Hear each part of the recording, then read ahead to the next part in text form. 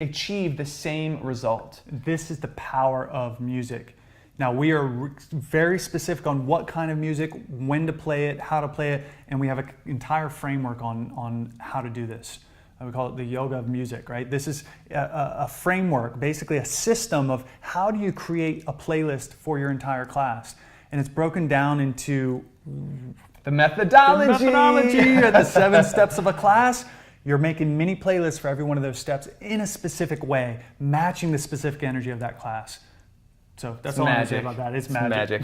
And then lighting's simple, right? There's periods of the class that have lower energy, like the beginning, right? Where it's like, we're kind of like, it feels like you're just kind of waking up. You don't just blast the lights up. No, you slowly increase them. But then in the beginning, towards the beginning, middle, all of a sudden the light should be brightest because that's where it's morning, like later morning, right? If you're you use the analogy of the day, right? So you're waking up, you're moving, you're grooving, you're starting to get your movements in. Right, and then towards the end, right, we're in Shavasana, we're laying down, right? It's the end of the day. The sun isn't bright at the end of the day. No, it's going down, it's a sunset, it's darker. The lighting, we mimic the same experience in classes where in the beginning, we start low, then we lift it up, we get it high, and then we go down. And then towards the end, towards the later part of class, it's afternoon, right? And then it gets the evening. The lights mimic the flow of the energy of the class exactly,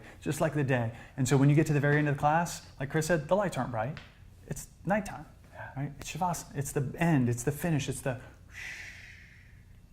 when all of these things. So think about this just for a second. If I do a training, and we had a student who was in one of our trainings, and one of our good friends was in another one.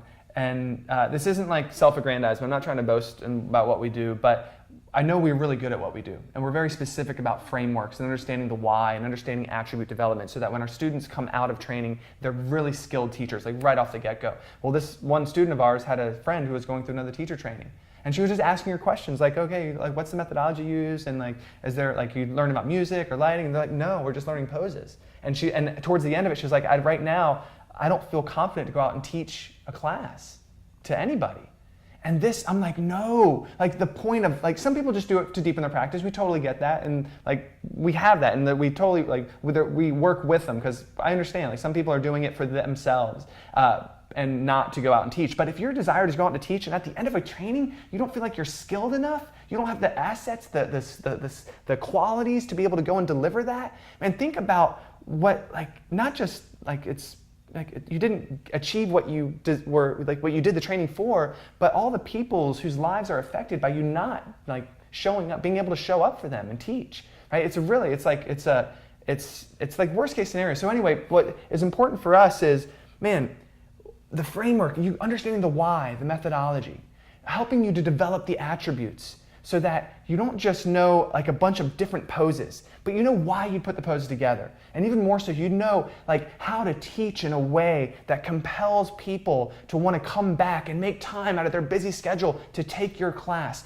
Not for like an egoic gratification that they're coming back to my class, but to know that, man, you're affecting them in such a positive way. You're giving them an experience that you don't get anywhere else. This physical, mental, and emotional experience of a class that lets people deal with the hardships and the struggles of everyday life to give them a little bit of a respite, a little insight, a little like reprieve from the struggles of what it means to be alive. And this is what we do, and this is why we do it. This is so important.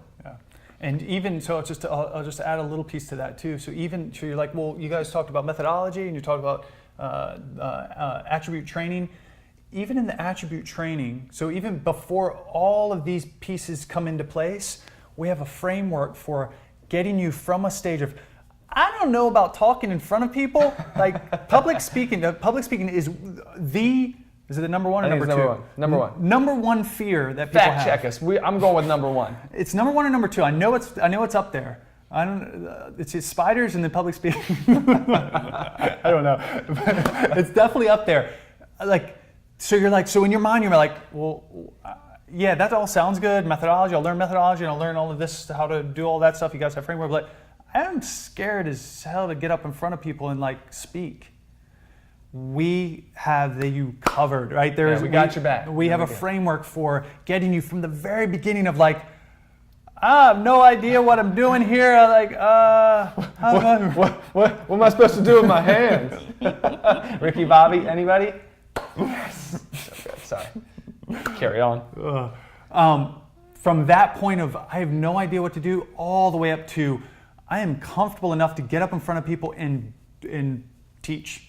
Like, so we use a specific framework on how do you get taking stepping stones. This is the framework we use is called progressive resistance, and it was something that we used in martial arts, that our teachers taught us in martial arts as a way of developing skill and slowly adding resistance to your training so that you get better and better faster. It takes your training from this to this, right? As far as your progression, your skill levels. But anyway, so my point is that we got you covered. If you're like, I'm freaked out to get in front of people and actually speak, we got you covered. We take stepping stone approaches to it so that you gradually get this idea of, okay, this isn't so bad. Okay, oh, this is what it is. I feel it, and you start to get into the groove of it. So we got your back. Yeah. That's it for today. That's all we got. What I will say is, if you are interested in joining this next teacher training we have coming up, which is in March 16th, there'll be a link that you can click, you can push, and fill out an application. Peggy Campbell, our yoga teacher training director, will reach out to you. And it's application only? Yeah. So it's just application. You're not like giving any money. There's no exchange. You're just really trying to see like, hey, is this for me? Do the dates work? Is this a good thing for me right now? So she'll help you out. And there's only 9 spots left.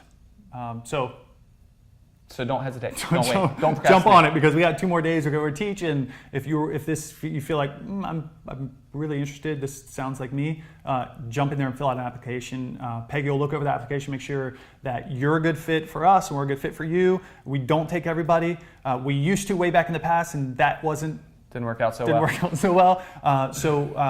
So she'll take care of you. She'll look at your application and see, okay, this will be a good fit for what we do. And lastly, if you think that you have to have a perfect practice, like, oh, my physical practice, my up dogs, my down dogs, my handstands, my inversions, all that stuff isn't right, like you have to get better at that before you go into teacher training, please join us tomorrow at 3:30. We'll tell you why. We'll tell you why it's not true. It's just not true. And we'll give you really good specifics about why it is, and all the examples we have from who we've studied with and who we've trained over the years. And hopefully it'll give you a different insight into what really makes a good teacher, because it doesn't necessarily have to be, in fact, it's not your physical performance in poses. So definitely check it out. Tomorrow, 3:30, we'll be going live on Facebook and on YouTube once again.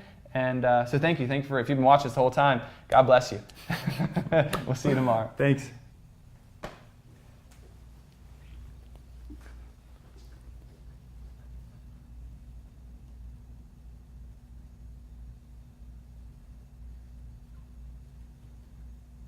No one's watching all that. Play Max 1 beat. Did you sound this one?